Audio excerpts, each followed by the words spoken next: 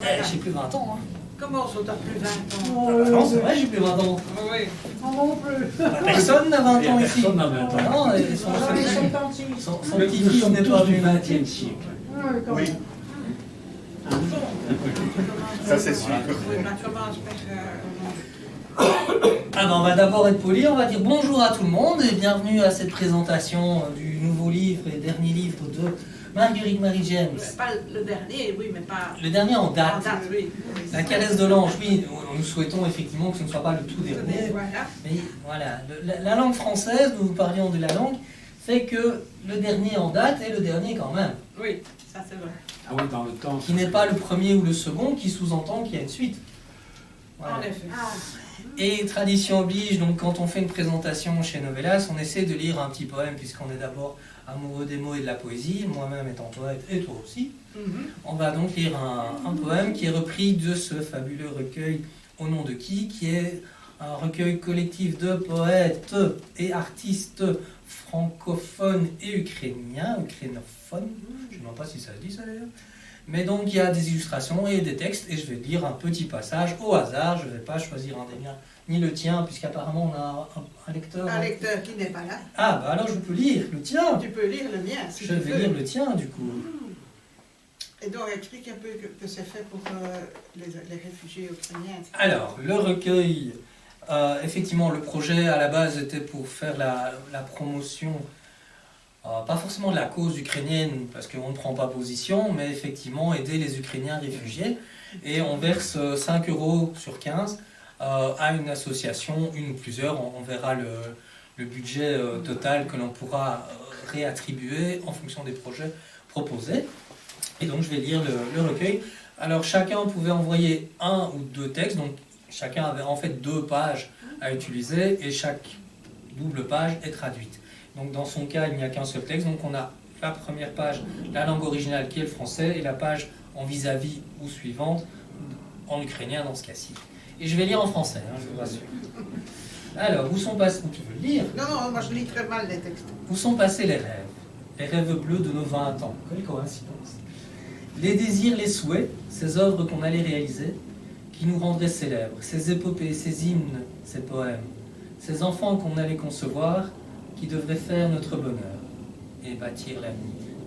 Ces cours qu'on allait suivre pour devenir des spécialistes en architecture, en sciences, en astronomie, ces voyages qu'on allait entreprendre pour faire des découvertes en Égypte, à Pompéi ou au Machu Picchu. Le temps a dévoré les rêves, il ne reste qu'une longue énumération de besoins inassouvis, d'espoirs engloutis. Il ne reste que le présent, dont il paraît qu'il est sage de se contenter, ô sagesse ennuyeuse, mais ces rêves bleus de nos 20 ans. Voilà. Et donc, c'est le texte de ma Vous pourrez vous procurer le recueil où il y a donc des textes en français et en ukrainien. Voilà. Et des illustrations dont certaines sont reprises pour la couverture. Et il y a 3 petits poèmes de moi-même. Voilà. Et j'ajoute qu'à la foire du livre, il y avait des dames ukrainiennes qui sont venues. Ah oui, tu veux dire. Et notre ami Stéphane a été désigné citoyen d'honneur de je ne sais plus quelle ville Alors, ukrainienne. oui, voilà. Le nom de la ville, je ne l'ai pas moi-même retenu, mais j'ai reçu. Alors, c'est pas citoyen d'honneur, le terme, c'est gratitude de la part de la ville pour la défense de la culture ukrainienne. Donc voilà, Voilà. j'en parle pas souvent. Non, ben, enfin, Ça m'a fait plaisir. J'avoue que j'ai été très surpris. Mais... Stéphane, si tu peux me l'envoyer, donc tu peux me le photographier et m'envoyer, je te dirai comment ça sonne en ukrainien. Il est dans le mag, si tu as un exemplaire. non, enfin bon, on fera ça après. Oui, d'accord. Ok, bon, voilà, ceci Alors, étant dit, passons aux choses sérieuses, ou peut-être pas si Ça sérieuses que dépend ça, lesquels, mais il y en a qui ne sont voilà. pas très... Il y a moi un texte que j'ai écrit pour m'amuser, parce que ça s'appelle le texte, et Ah oui. on en parlera dans... Mais tu attendez. Oui, voilà, Non, je vais un peu faire comme on fait d'habitude, c'est-à-dire improviser, mais il y a quand même 3 questions de base qu'on essaie de prendre dans l'ordre. C'est d'abord 1, qui es-tu, comment vas-tu, etc. 2, de quoi parle-t-on, c'est-à-dire le livre en général, la couverture. 3, la collaboration éventuelle, puisqu'effectivement il y a des illustrations, on en parlera un peu, et 4 c'est l'actualité. Donc voilà. Mais donc on va quand même commencer par le commencement, le début, c'est Marguerite Marie-Diane. Nous on se connaît depuis longtemps, mais tous ces gens qui ne te connaissent quasi pas... Ils te connaissent depuis plus longtemps que toi en général, donc vraiment c'est pas grave. Mais non, c'est pour les gens à la caméra. Ah oui, c'est bon, oui, je sais bien, Voilà. mais je dis ça pour rire. Je sais. Non, en fait, je vais très bien et en fait, je continue à écrire à mon rythme, c'est-à-dire que je n'écris pas beaucoup parce que je suis beaucoup occupée déjà, comme vous le voyez, avec le jardin et ici, qui me prend quand même 3/4 de mon temps. Parce que bon, ça demande beaucoup de boulot et en plus il y a eu des problèmes avec les scolytes qui ont mis fin à 15 sapins qui se trouvaient ici dans le jardin, ce qui est quand même pas mal. Et ça fait que du coup, il y a plein de branches qui doivent être évacuées, encore ça va être fait la semaine prochaine. Alors sinon, bon, je m'occupe aussi d'un certain marché de Noël que certains connaissent ici, hein, je ne vais pas épiloguer là-dessus. Mais je m'occupe aussi un peu de toutes sortes de choses. Et puis bon, à partir du moment où on écrit, on fait partie de cercles littéraires où il faut quand même de temps en temps montrer le bout de son nez, au moins pour faire acte de présence. J'avoue que ma petite fille me rend grand service parce qu'elle vient chez moi le mercredi après-midi. Or, beaucoup de réunions se font le mercredi vers 5-6 heures, donc j'ai toujours une bonne excuse pour dire « Écoutez, je suis désolée, je ne peux pas venir, mais je dois garder ma petite fille. » Donc, je vous dis, elle me rend grand service. Elle ne marchera plus cette excuse. Ben si, puisque de toute façon, je l'ai. Oui, mais bon. C'est pas une excuse, parce que j'ai vraiment ma petite fille, hein, mais bon, voilà. Mais c'est vrai qu'il y a rend service. énormément d'activités artistiques et littéraires auxquelles toi tu participes. Alors nous avons déjà eu l'occasion de, en fait c'est vrai je reconnais quelques têtes, puisqu'on a eu l'occasion d'organiser différents événements dans ton jardin. D'ailleurs l'invitation était au jardin. Ben oui, mais vu le jardin temps de qu'il Marguerite. fait aujourd'hui, hein, bon, Voilà, mais bon, voilà. Donc oui, je t'ai toujours connu très occupé à ce niveau-là. Mais donc tu as quand même eu le temps d'écrire. oui, voilà. Alors est-ce que tes occupations font que les textes que tu écris sont plutôt de la poésie ou des courts textes genre nouvelles? Ou est-ce que parce que c'est ce que tu aimes? En fait, comme genre non, j'ai eu dans ma vie des périodes où j'étais très poésie, où j'écrivais plutôt de la poésie, et parfois à certains moments, comme pour le moment, je suis beaucoup plus tentée par l'écriture de nouvelles et de récits courts. Ça c'est plutôt, j'ai aussi passé plusieurs années à écrire mes mémoires, parce que je tenais quand même à ce que mes enfants et mes amis puissent garder un souvenir de ça. Et donc, voilà, maintenant je me remets un petit peu aux nouvelles. Je suis d'ailleurs en train d'en écrire encore une nouvelle. Donc, voilà. Il y en a combien là? 9. Il y en a 9 dans ce petit recueil. Enfin, il y a 2 contes et le reste, ce sont des nouvelles. Hein. Voilà. Tu parles des mémoires, alors je me permets, puisqu'on se connaît depuis longtemps, je me suis toujours posé la question de savoir qui est-ce que ça intéressait, dans l'absolu, hein, je ne parle pas forcément de toi, mais en quoi est-ce qu'écrire ces mémoires peut être intéressant pour les personnes d'après? Qu'est-ce que le récit biographique, au fond, ou autobiographique, a d'important? Parce que je sais que nous, en tant qu'artistes, quel que soit le genre artistique, on travaille nos œuvres pour laisser une trace dans la postérité, puisque en soi, très peu, à part les artistes de musique très connus ou des comédiens et acteurs qui ont beaucoup d'argent pour vivre, la plupart ne font pas ça pour gagner de l'argent ou peut-être pour arrondir les fins de mois, mais l'objectif c'est pas d'en vivre, donc c'est plutôt pour laisser une trace. Mais tu penses aussi que... Oui, je crois que c'est effectivement pour laisser une trace, et surtout à partir du moment où on a eu une vie qui sortait un peu des rails, ce qui est un peu mon cas, parce que bon, je ne peux pas dire que j'ai eu une vie tout à fait banale, depuis le début d'ailleurs jusque maintenant, donc je trouvais que c'était important, d'autant plus que comme j'ai quand même 4 petits-enfants qui sont... Bon, pour l'instant, ils ne sont pas intéressés du tout. Les 2 grands, ils ne lisent jamais rien. Donc, je me dis que peut-être que les petites vont un jour s'y mettre. Et surtout qu'un jour, peut-être dans 20 ans, dans 30 ans, quand je ne serai plus là, les petits-fils vont peut-être se poser des questions et se dire, tiens, pourquoi est-ce que mamie nous disait ça? Ou pourquoi est-ce qu'elle a fait ceci? Ou pourquoi est-ce qu'elle a choisi ça? Et bon, ils pourront trouver une réponse dans ce que j'ai écrit. Alors, je vais quand même faire une nuance parce que je trouve que c'est très important. c'est à la fois un peu encourageant aussi, c'est que les jeunes, ce n'est pas qu'ils ne lisent plus, ils ne lisent plus de la littérature, ça on est d'accord, mais ils passent leur temps sur leur téléphone ou devant des BD ou mangas, donc c'est un autre type de lecture, on va dire, mais heureusement ils continuent à lire.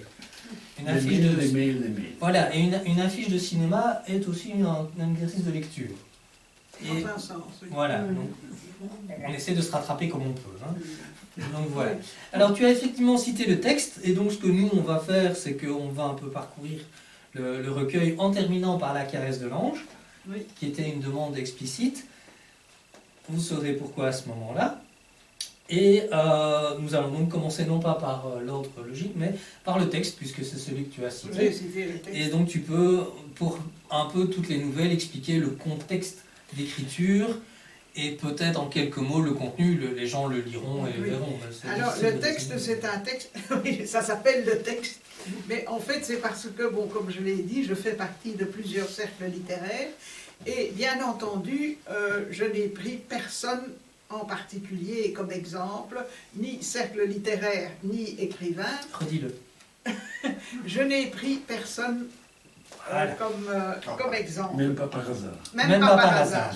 Mais c'est vrai que dans l'ensemble des cercles littéraires que j'ai fréquentés dans ma vie, j'ai eu l'occasion de rencontrer des personnes qui étaient vraiment maladivement attachées à ce qu'ils écrivaient, parce que ce sont souvent des personnes qui sont très seules et pour qui ce texte va être la dernière chose qui reste, ou la seule chose qui va rester d'eux après leur mort.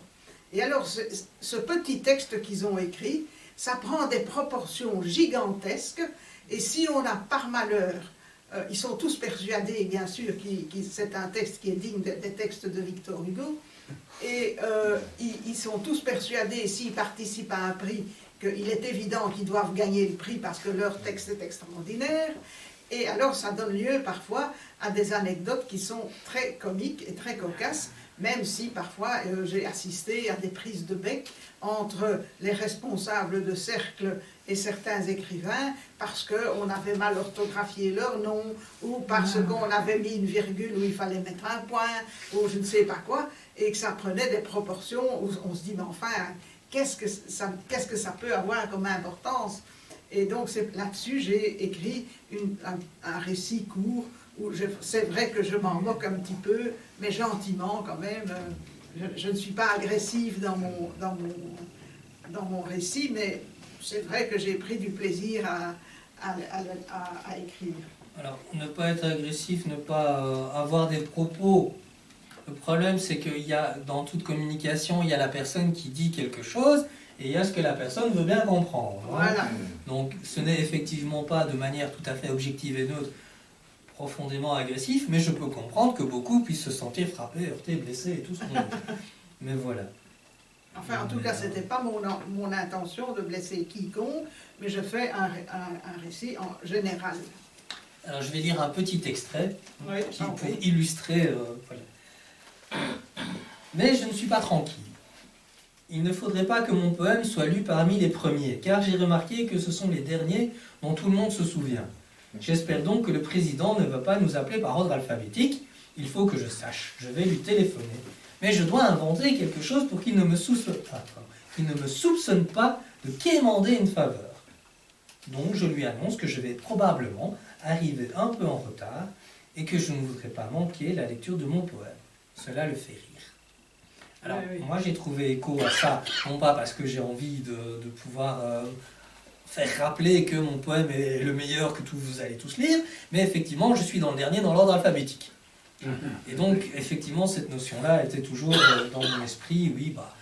Et en général je lis parmi les premiers ou le dernier, mais c'est un concours de circonstances. Mais effectivement, se dire qu'on a réfléchi au fait que si je viens à tel moment, je passerai à tel moment, moi j'y pense même pas.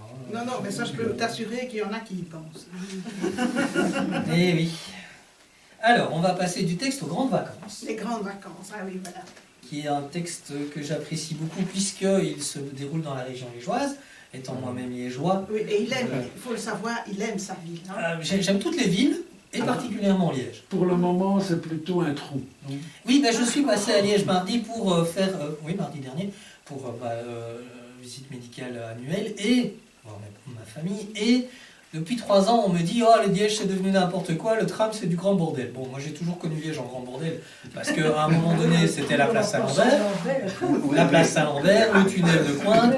J'ai vécu pendant les travaux de la gare des Guillemins à 100 mètres de la gare des Guillemins, donc quand on m'a dit « Le tram, ils exagèrent. » Ben, en fait, j'ai fait le parcours donc, de la place du marché, donc un peu après la place Saint-Lambert, au début de la rue Ferronstrée, jusqu'au boulevard du boulevard d'Avroy. Et j'ai effectivement constaté que c'était du grand n'importe quoi et que, pour ceux qui connaissent un peu, la place du marché c'est un trou, et pour passer d'un point A au point B, on doit passer par l'escalier de l'hôtel de ville. Donc c'est assez folklorique. J'avoue, C'est liégeois. voilà, mais je me dis, est-ce qu'il n'aurait pas mieux valu faire ça quartier par quartier? Non, parce qu'en fait il y a des trous partout. Donc j'ai pas été au-delà de Ferronstrée, mais le bus passe près de l'autre pont, donc j'ai vu l'autre partie était aussi en travaux, donc tout est bloqué, à part le vrai centre. Donc si on arrive, par mégarde ou par chance, au vrai centre, là rien n'a changé. Il y a piétonniers, les gens au café, souriants, c'est juste comme si on était dans je vais dire une zone de guerre, c'est malheureux à dire, mais c'est vraiment ça. Il y a la frontière entre les travaux et le reste de la ville. Voilà. C'était l'interlude liégeois. Et donc, Voilà, pour revenir... donc après cette digression liégeoise, mais en fait, je suis partie d'une petite anecdote qui est vraiment arrivée à un cousin de mon père qui habite dans la région de Sprimont, donc dans la province de Liège. C'est-à-dire que ce brave homme qui avait à l'époque 91 ans s'est cassé le col du fémur en étant renversé. Mais il n'a pas été renversé par une moto, par une voiture ou par quelque chose comme ça, non. Il a été renversé par un de ses moutons. Alors évidemment, ça a fait bien rire tout le monde. Le pauvre, malheureusement, évidemment, il n'en menait pas là. Mais c'est cette anecdote qui m'a donné l'envie, la base pour écrire les grandes vacances. Parce que bien entendu, après, j'ai inventé toute une histoire autour de cette anecdote. Hein, parce que après, tout ce que je raconte en dehors, ça n'a jamais existé. Oui, enfin, non, on va dire, je vais corriger, tout ce que tu as écrit a existé, mais pas forcément pour la même personne. Oui, ça parce aussi. que c'est très réaliste, c'était concret, mais voilà. C'est un personnage imaginaire, mais les faits sont des faits réels, a priori. Voilà. En fait, donc, j'ai imaginé que ce vieux monsieur avait un neveu qui venait s'occuper de lui et que donc ça changeait complètement sa vie et sa perspective de vie, qui se rendait compte que dans le fond, tout ce qu'il avait vécu jusqu'à présent, c'était fort superficiel et que en fait, son grand-oncle qui vivait très simplement à la campagne, ben finalement, comme il dit à un moment donné, il n'avait rien et en fait, il avait tout. Et donc, en fait, ce garçon qui devait donc commencer des études d'infirmier au mois de septembre, il décide de postposer d'1 an pour pouvoir s'occuper de son grand-oncle, et ça change complètement sa vie et sa perspective d'avenir. Et voilà. Donc, Alors, on ne va pas parcourir les 9 textes, mais je pense que la disparition au palais mérite 2-3 mots. Ah oui, mais la disparition au palais, c'est un texte, une nouvelle, qui a déjà paru aux éditions Weyrich. Donc les éditions Weyrich, qui sont quand même assez connues en Belgique, et qui avait, en collaboration avec le Soir Magazine, organisé un prix Bonne Nouvelle en 2016. Et donc, on pouvait envoyer des nouvelles donc, au Soir Magazine qui les transférait à Weyrich. Et celle qui était retenue était publiée dans un recueil qui a fini par s'appeler Le dernier esclave belge, qui était le titre d'une des nouvelles. Et il y avait une chose, c'était le sujet devait être la famille royale. Alors il fallait inventer une histoire qui mette un personnage royal en scène. Alors bon, évidemment, c'est pas tellement facile parce que il faut quand même rester dans des limites, je vais dire, relativement respectueuses. Donc, moi j'ai cogité et puis je suis tombée sur une photo du roi Baudouin et de la reine Fabiola avec un petit chien, qui était un ou deux petits chiens qui étaient des teckels. et j'ai imaginé que le teckel avait disparu et que tout le monde partait à la recherche du teckel. Et donc, à partir de là, j'ai envoyé cette nouvelle au Soir Magazine, et quand ils ont fait la sélection, ils l'ont retenue, et elle a été publiée. Donc, j'ai encore quelques exemplaires de ces nouvelles, mais il n'y en a plus beaucoup, parce que, comme vous savez peut-être, les stocks des éditions Weyrich ont complètement brûlé. Donc, évidemment, heureusement que j'ai 4-5 exemplaires, parce que ce sont probablement les seuls qui restent. Voilà. Brûlés ou inondés, hein, ce sont Oui, les deux drames. les deux drames. Mais là, chez Weyrich, tous les bâtiments ont brûlé. Donc, Alors, on va passer aux deux contes, avec des guillemets, dont La Revanche de l'écureuil. Et donc, c'est pour moi l'occasion de vous montrer, en tout cas un petit peu, un des dessins de Catherine de Failly, qui a aussi réalisé le dessin de couverture. Enfin, elle a fait plusieurs dessins, et j'ai pris l'initiative de prendre celui-là pour la couverture. Et donc on va parler des deux contes, dont La Revanche de l'écureuil, qui se passe, donc c'est un conte animalier, et qui se passe aux alentours de Noël. eh bien oui, effectivement, en fait, j'ai eu l'idée de ce conte suite à un problème que des personnes ont eu avec un bel arbre, un chêne, qui dérangeait des voisins. Ce qui n'a absolument rien de vrai. Non, oui, non, bien sûr, ça n'a rien de vrai. Mais donc ce chêne dérangeait des voisins parce qu'il perdait ses feuilles et il perdait ses glands. Et ils ont... Le chêne, hein, oui. Évidemment. On avait compris. Ça passe bien à la caméra, c'est pas Voilà. Et en fait, donc, ils ont réussi à obtenir l'abattage de ce bel arbre. Et ça, j'ai trouvé ça tellement scandaleux que ça m'a inspiré un conte donc, dans lequel... Mais bon, j'ai fait comme La Fontaine, hein, j'ai utilisé des animaux pour... Ah, c'est beau un animal écureuil, c'est gentil. Oui, voilà, Des c'est ça. caractéristiques humaines. Oui, voilà. Qui ont des caractéristiques humaines, et j'ai trouvé, comme ici dans le jardin, j'ai beaucoup d'écureuils, beaucoup trop à mon goût d'ailleurs, parce que je ne mange jamais une seule noisette, elles sont toutes mangées avant que je n'ai le temps de les cueillir, et donc, résultat, je trouvais ça mignon de les voir courir comme ça, de branche en branche, et ils sautent, ils courent, ils bondissent, hein. Et puis je me suis mis dans la tête de l'écureuil, et je me suis aussi rappelé un conte qui dit une légende, que la nuit de Noël, au moment à minuit, les animaux parviennent à parler le langage des hommes. Et alors, j'ai imaginé donc, que l'écureuil rassemblait tous ses amis de la forêt, les pinsons, les cerfs, les biches, les hiboux et tout ce que vous voulez, pour aller chez les gens qui ont fait abattre l'arbre et commencer à les insulter, à leur dire « vous êtes des salauds, vous êtes des salopards, vous êtes tout ce que vous voulez ». Hein, et évidemment, les gens, ils pensent avoir eu des hallucinations, ils en deviennent à peu près fous.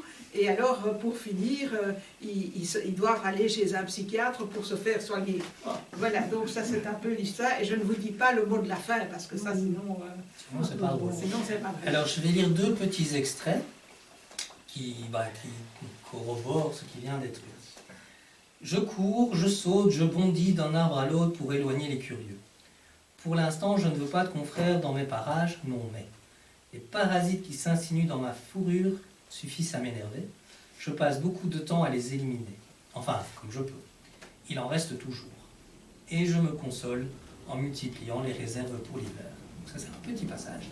Et puis, il se passe quelque chose, et je continue. Pétrifié, je ne cours plus, je ne bondis plus, je ne saute plus. Les autres animaux se sont enfuis. Mes petits cherchent à s'abriter du vent, mais surtout du bruit des tronçonneuses. Nous assistons consternés, dévastés à la destruction de notre habitat. Le soir, le calme revient face à un vide immense, un trou béant que l'air lui-même semble avoir du mal à combler. Voilà. C'est le moment tragique. C'est le moment tragique, effectivement. Voilà. Et donc, nous ne dirons pas que comme c'est en conte de Noël, tout se passe bien. Oui, non, mais c'est-à-dire finalement, oui, au moment de Noël, donc ils parviennent tous à parler, bien entendu dans un excellent français. Pendant 2 minutes C'est pendant 1 minute ou 2. Bah, le temps du chant. Hein. Et en fait, le seul qui continue à comprendre la langue des hommes, c'est l'écureuil, parce que bon, il a été, je sais pas, il a des qualités particulières, et donc lui, ils continuent à comprendre le langage des hommes, mais les autres animaux pas. Voilà. Enfin, ça c'est une légende provençale, je crois. Alors, il y a d'autres nouvelles qui sont toutes intéressantes, plus humaines, on va dire.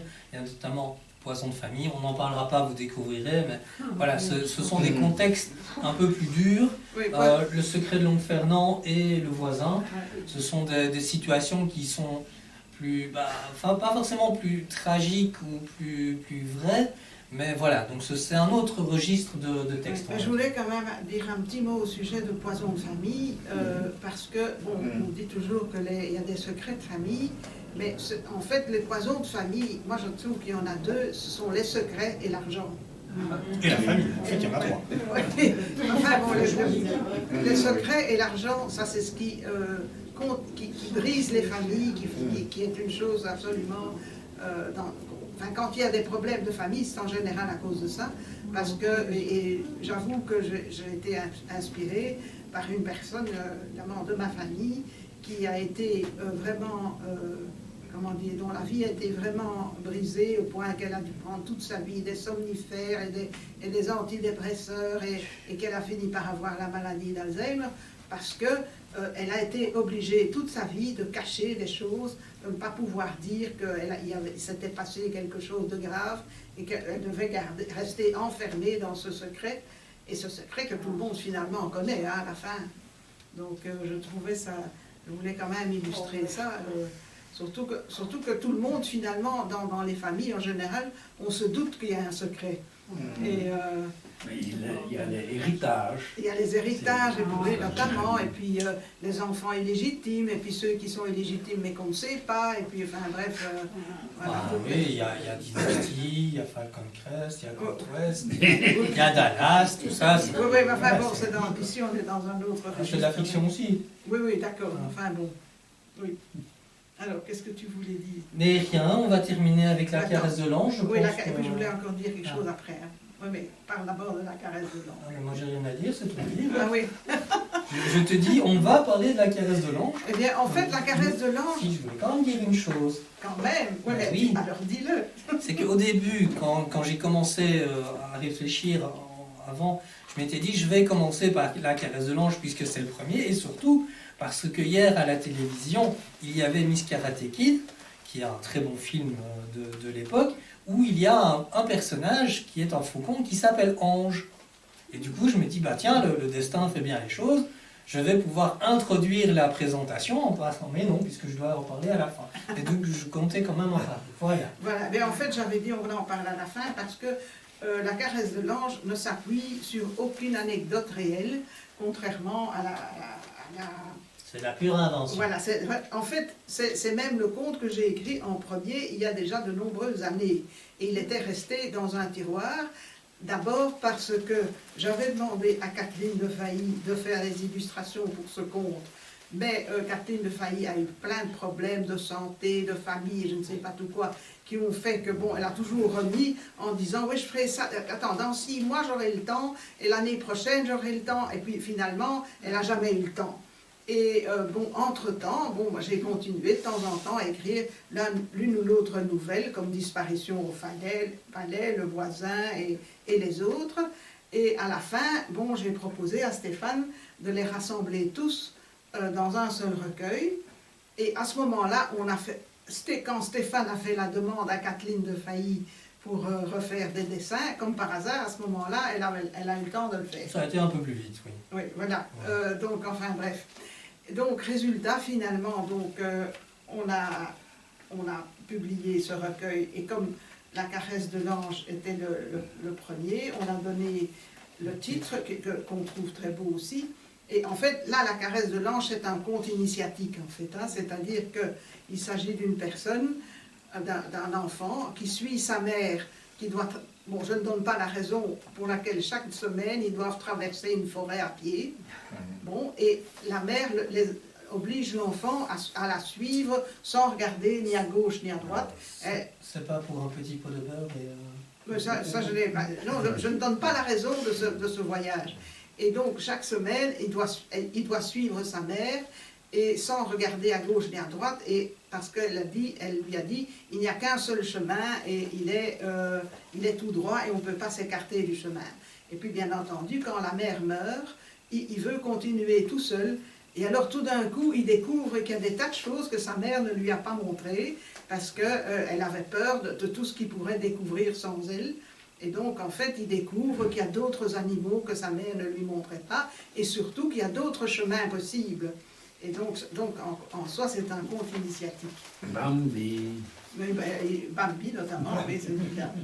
Voilà. Et donc, quand j'avais encore écrit ce conte et qu'il n'y en avait pas d'autres, j'avais demandé à l'écrivain Roselyne de Donéa de faire une préface, ce qu'elle a bien accepté de faire.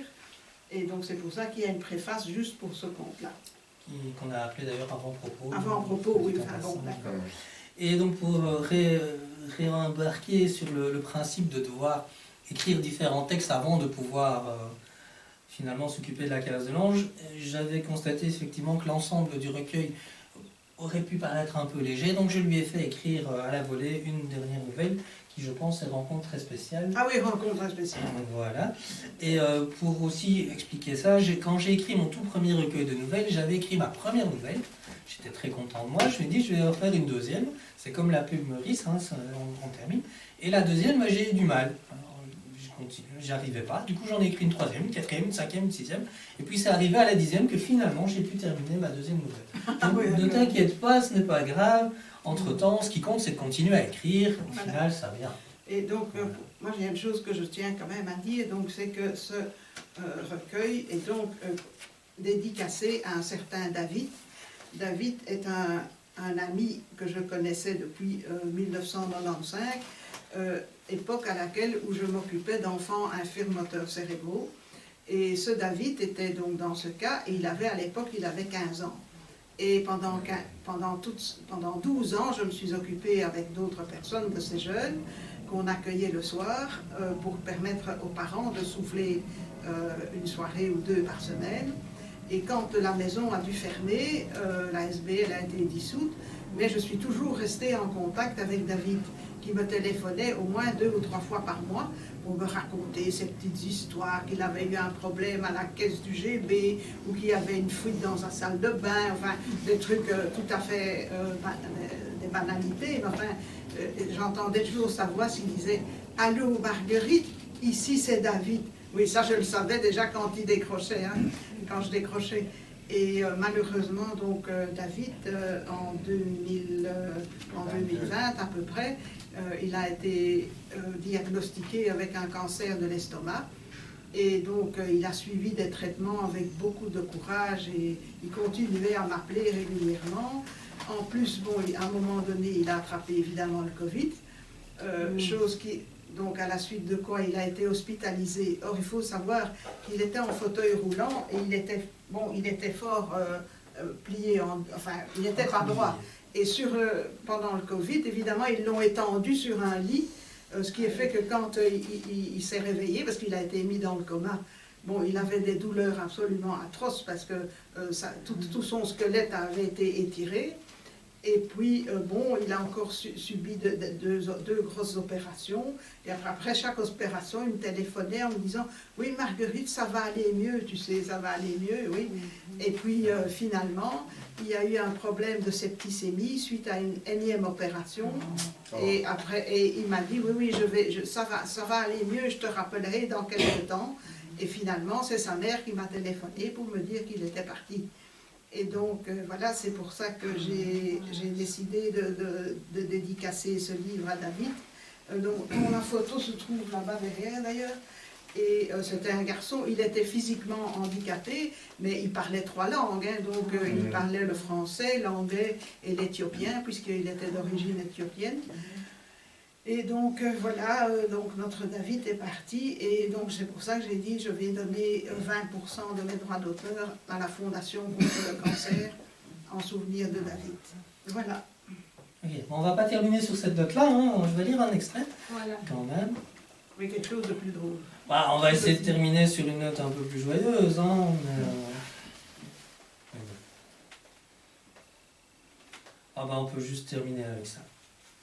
Fernand, il ne prend rien au sérieux. Ah oui, c'est Voilà. le secret de l'oncle Fernand. C'est ça. Et à mon avis, c'est un très bon conseil que nous devrions tous suivre. Oui, je précise que là aussi, c'est un texte qui est basé sur une anecdote véridique. Ah oui. C'est-à-dire que, bon, au Mais départ... c'est pas gay non plus, hein. Oui, mais bon, l'oncle Fernand, il voulait en vélo et il fumait la pipe. Et à un moment donné, comme pour vider sa pipe, il a tapé la pipe sur son porte-bagages derrière lui et il a mis le feu au papier qui se trouvait sur le porte-bagages. Et cette anecdote est arrivée réellement, mais à mon mari. Et lui, quand il était jeune, il roulait en vélo et il fumait la pipe. Et un jour, il a mis le feu au livre qui se trouvait sur son porte-bagages. Et c'est à partir de cette anecdote que je suis partie dans une histoire, évidemment, encore une fois, qui est complètement inventée. Voilà. Il faut faire la transition avec les desserts qui vont arriver bientôt. Voilà, et qui, eux, seront tout à fait pratiques aussi. L'oncle Fernand terminait son tiramisu avec délectation. Il ne disait Il y en plus a. rien et semblait jouir corps et âme du plaisir gustatif. Son tiramisu. Je n'avais jamais envisagé de l'inviter sans lui en préparer, tant le spectacle offert par sa lente et régulière mastication récompensait le travail peu contraignant de la préparation. Mon fils le considérait lui aussi en souriant, goguenard, et s'enhardit à couper les ailes de l'ange qui planait dans la pièce. Eh bien, oncle Fernand, tu rêves? Donc voilà, Oui, voilà. on va pouvoir passer Au tiramisu. au tiramisu. Je vous remercie. Et bien entendu, Merci. vous pouvez me poser toutes les Bon, ah oui, questions. Oui. on va faire encore Attends. deux choses. On va vous laisser le temps de poser quelques questions, et puis pour les personnes qui ont acheté le livre et qui souhaitent une dédicace, on va prendre ce temps-là. Oui. Et moi, je vais vous garder un petit peu aussi quelques minutes, le temps que Marguerite termine de préparer Oui. le petit festin. Alors, qu'est-ce que Alors, tu veux me demander? deux questions. Quelle est la différence entre un poème et un conte? Oui. Et deuxième question, moi, quand j'étais jeune, je me disais, je suais sur le fait de trouver des rimes à Ah oui. des phrases. Oui. Et puis, je vois tous ces contes et ces poèmes, mais il n'y a plus de rimes. Je me dis, qu'est-ce que- Ok. Alors là, c'est plutôt moi qui vais répondre Voilà. au poème. Alors, la poésie, c'est on écrit en prose ou en vers. De nos jours, on écrit en prose. On est bien d'accord. Alors, le conte, le théâtre, les textes, ce sont des formes, ce sont des genres littéraires, mais qui peuvent être tout aussi bien être écrits en prose qu'en vers. D'ailleurs, les grands poètes de l'époque étaient aussi des dramaturges. Donc Shakespeare et Molière faisaient des pièces de théâtre, mais qui étaient En en vers. vers. Ah, bah voilà. Voilà, donc ça, ce sont deux choses différentes. Maintenant, le poème, c'est une structure versifiée généralement ou pas depuis les réformes et les révolutions de la langue, qui a généralement un objectif, qui est soit de plaire, soit d'attaquer, un pamphlet par exemple, et donc qui est destiné à une situation ou une personne. Voilà, ça c'est le poème, qui peut être long ou court. Les poèmes peuvent être des sonnets, 14 lignes, ça peut être comme Saint-Just les faisait en organ, 500 pages, mais voilà. Et donc il y a poème, forme, et poétique qui en découle. Le conte, c'est un texte, généralement en prose, qui a un univers un peu particulier. Alors on a fait un recueil de contes, et donc moi j'avais mis dans ces consignes, c'est que ça doit être un texte court et lié au merveilleux. Donc quand on connaît les vrais contes originaux, des frères Grimm ou autres, les contes à la base, c'est pas des histoires pour enfants, c'est plutôt tragique. J'ai cité le petit chaperon rouge en parlant du petit pot de beurre, ça n'a absolument rien de joyeux. Et donc ça a été un peu édulcoré pour la littérature et puis aussi pour l'univers Disney. Mais voilà, et donc ça c'est un genre littéraire qui est le genre du conte. C'était oral normalement. Et effectivement, tous les contes de la belle époque, c'est comme la poésie en général, c'est du domaine de l'oralité, et on se transmet le conte où les parents racontent des petites histoires à leurs enfants pour s'endormir. Moi-même j'ai vécu ça, et donc c'était effectivement beaucoup plus dans l'oralité. Et quant à la versification, le principe de la rime, il y a différentes valeurs de rime, il y a des rimes pauvres, riches. Alors la plus riche, ça c'est la structure. La structure. Donc un vers, alors un poème au niveau de la structure, c'est composé de strophes. Les strophes, ce sont le nombre de lignes. On peut avoir des quatrains, c'est-à-dire 4 vers, 3, 5, 6, etc., des octos, etc. Au sein d'un vers, il y a ce qu'on appelle des syllabes, et on compte en pieds. Donc un poème en alexandrin fait 12 vers. 12 syllabes par vers, 12 pieds, et donc voilà, on peut faire des poèmes de toutes les longueurs. Moi-même, quand je propose des poèmes avec une forme, je dis, vous choisissez la forme, tant que ce soit quelque chose qui puisse se répéter. Ce qui fait la versification, c'est aussi la répétition soit de la rime, soit de la structure. Donc, il y a des poèmes où c'est par exemple 4, donc un quatrain, puis une seule ligne, un nouveau quatrain, puis une seule ligne qui peut être toujours la même. Donc voilà, ça c'est la structure. Au niveau de la rime en elle-même, on a ce qu'on appelle des rimes en périère, couronnées, pauvres, riches, masculines, féminines. Alors, j'ai des bouquins là-dessus, donc je ne vais pas rentrer plus dans les détails, mais en gros, une belle rime, enfin un beau vers qui peut être riche, c'est qu'il y a 3 fois le même son. Par exemple, le sapin s'est assis sous le... Non, le lapin s'est assis sous le sapin en mangeant... en tombant du ravin, voilà, ou du pain, voilà. Donc voilà, il y a 3 fois, et donc quand il y a 3 fois, c'est une rime impérière, il y a des rimes couronnées, etc. Donc voilà, mais ça c'est... Déjà, je pense qu'il y a peut-être 1% des poètes qui savent encore faire ce genre de choses. Mais pourtant, tous les chanteurs font ça. Alors les chansons, toutes les chansons font partie, chantées avec une structure, font partie de la poésie. D'ailleurs, les chansons sont des poèmes. À la base, les ménestrels chantaient des textes en louange aux nobles, aux princes, etc. Et c'était effectivement des chansons. La grande différence, et là on a le gars qui confirmera, c'est qu'une chanson, le texte peut avoir une sonorité, mais il y a un accompagnement musical. Et la difficulté, c'est généralement d'associer les deux, ou pas, hein, parce qu'il y a des grands textes très beaux au niveau littéraire et dont la musique accompagne, on se demande ce qu'elle fout là, mais voilà, ça peut arriver. Ou à contrario, il y a des très belles musiques qui sont massacrées par des textes. Il faut être... Oula, j'ai peur de sa deuxième question, parce que s'il répond aussi longuement... Non, mais désolé, mais là, c'est... Voilà, non, mais c'est vrai. Voilà. Quand j'étais petit, à l'école, en 3e primaire, on apprenait des poèmes. Oui. Il y avait un certain Émile Verhaeren, si ça vous dit quelque chose. Oui. Et c'était le 50e anniversaire de son décès en 66. Oui. Alors, un pèlerinage à Saint-Amand, Ouais, pour c'est déjà voir très devant bien, sa tombe. c'est déjà très bien. Et il y avait quelqu'un, une des dames, une des lycéennes de l'Athénée, qui faisait son poème. Et moi, j'ai dû apprendre par cœur des poèmes d'Émile Verhaeren, toujours avec des vers. Alors, je vois bien, non, il n'y a plus de vers. Bon, mais écoute, tu as l'esprit dans les étoiles, donc tu fais des vers sans en avoir l'air. Voilà. Mais j'adore ça, des trucs marrants. Hein. Oui, ça, avec toi, c'est toujours marrant. Ça, je sais. Mais le problème, je devais apprendre par cœur, c'est foutu. Alors, à mon époque, donc quelques années plus tard, en poésie, on nous parlait plutôt de Maurice Carême. Et, enfin, en primaire. Et après, en secondaire, je pense que tout le monde a été nourri à du Verlaine, du Rimbaud, les grands poètes classiques. Tout le monde a dû lire les Lettres de Ronsard ou Joachim du Bellay, la Pléiade. Donc voilà. Et apprendre par cœur. Moi, j'ai dû apprendre la tirade du nez de Cyrano de Bergerac, qui n'est pas un poème, mais qui est poétiquement très, très intéressant. Bien ça, figure-toi que mon petit-fils Anthony a dû l'apprendre aussi. Ah, voilà. Et ça m'a beaucoup frappé. 30 ans plus tard, on continue. Voilà. Et on a appris le Cid. Et le site. Corneille. Alors, il n'y a pas seulement que des vers, il y a aussi ce qu'on appelle des acrostiches. Oui. Alors là, Ce serait Apollinaire plutôt, qui est grand. Alors, l'autre prof passé, je reconnais l'acrostiche, mais je n'ai pas osé interrompre parce que c'était très scabreux. S-A-L-E-C-U-L. En acrostiche. Ah oui, d'accord. Et elle passe comme ça. Et puis il n'y a personne qui se rend compte. Et moi je connaissais. Parce que même dans Tintin, ils en parlaient. Dans le journal Tintin. Donc là. Alors, est-ce qu'il y a encore quelqu'un qui a une question, Jacques? J'ai lu donc la totalité de ton recueil. Il y a en fait, j'ai été assez, je dis pas surpris, j'étais assez attiré par le fait que la saison de l'hiver est un thème qui revient assez souvent dans tes recueils. Oui, c'est fort possible. Oui.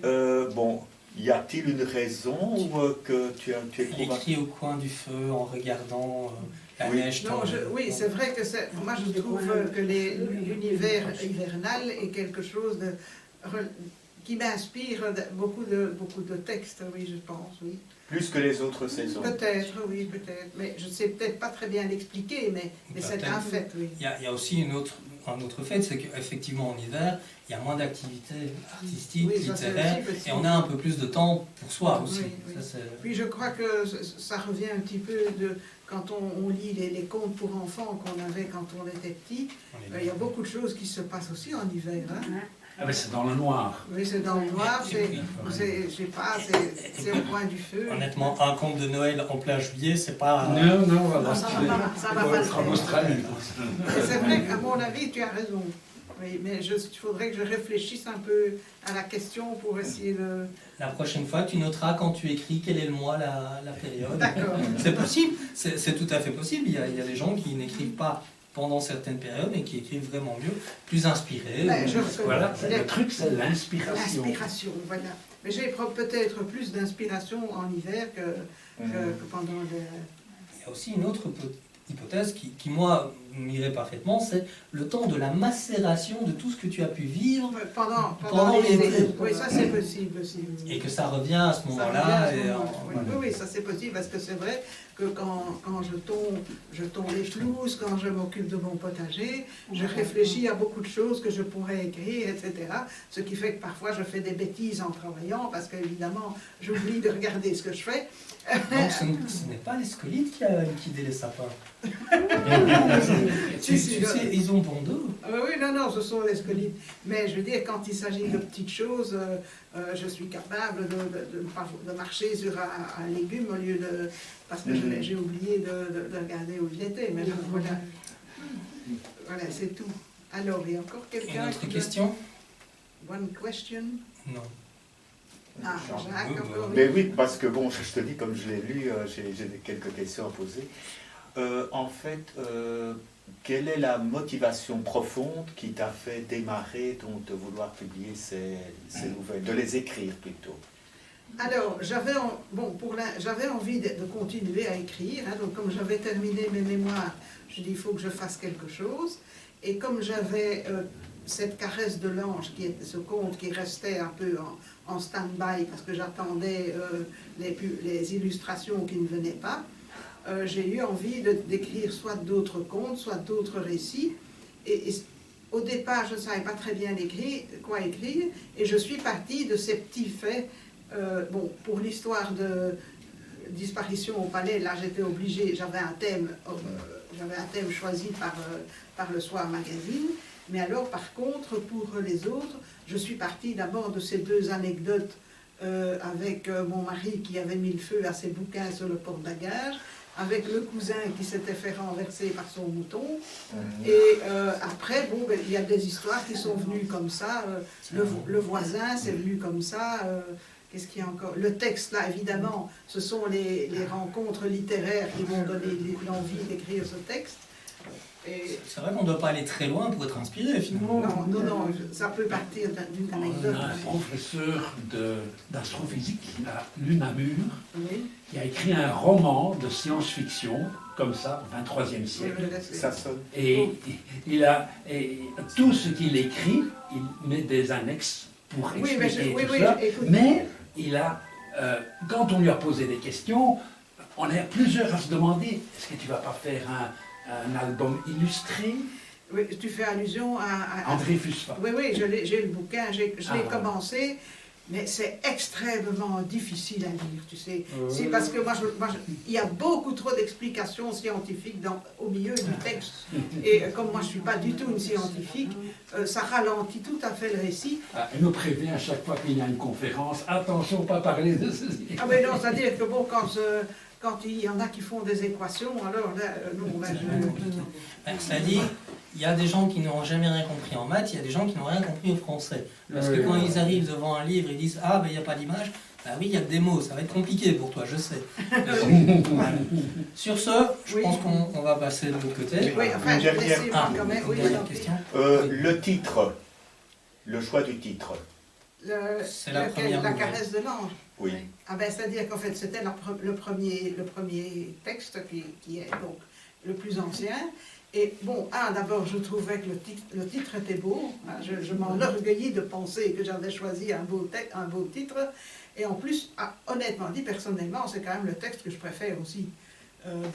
J'avais envie de donner ce titre à tout À l'ensemble. la totalité. Ce qui aurait pu être, et à mon avis on l'avait évoqué, c'est La caresse de l'ange et autres textes, mais finalement, ça ne Oui, oui, mais c'était un petit peu ça que je voulais. Oui, c'est ça. Par rapport Mais, aux autres sujets. C'est parce qu'en général, je prends l'exemple, on a un recueil de nouvelles d'une de nos jeunes auteurs, on a appelé le livre Patchwork, qui est effectivement, le nom effectivement dit bien ce que c'est. Patchwork est un assemblage de petits bouts, donc effectivement. Mais après, là, il y avait un texte qui avait un titre qui se prêtait bien, pourquoi changer? Voilà, c'est ça. De toute manière, on écrit pour se faire plaisir. Hein. De toute Oui, façon. ça c'est sûr. Mais c'est vrai qu'on On n'écrit pas pour les autres.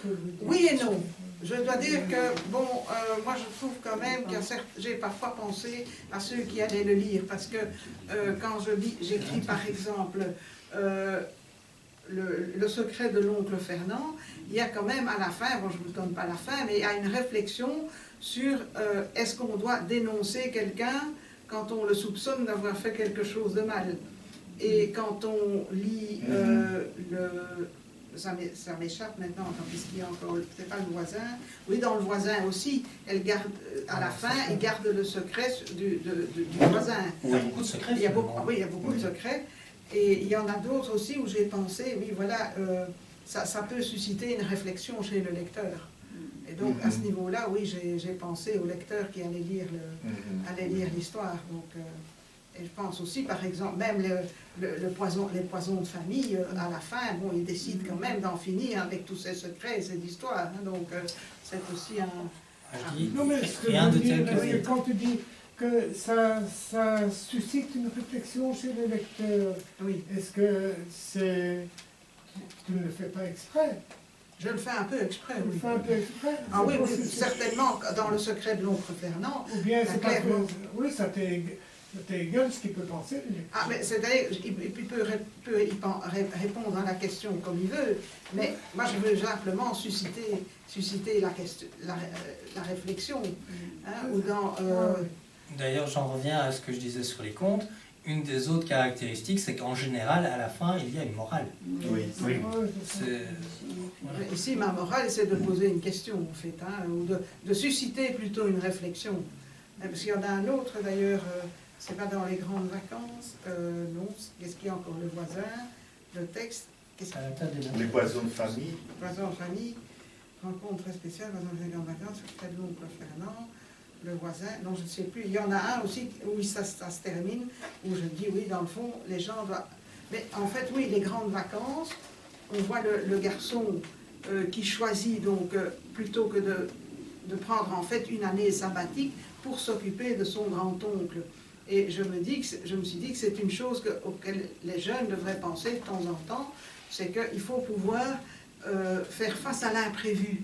Et l'imprévu, ça peut être une personne malade dans sa famille, un enfant qui arrive, une rencontre, et qu'on doit pouvoir à un moment postposer ses propres projets pour faire face à l'inconnu. La morale judéo-chrétienne. Si tu veux. Même dans Miss Karate Kid. Voilà. Eh bien, Merci à vous.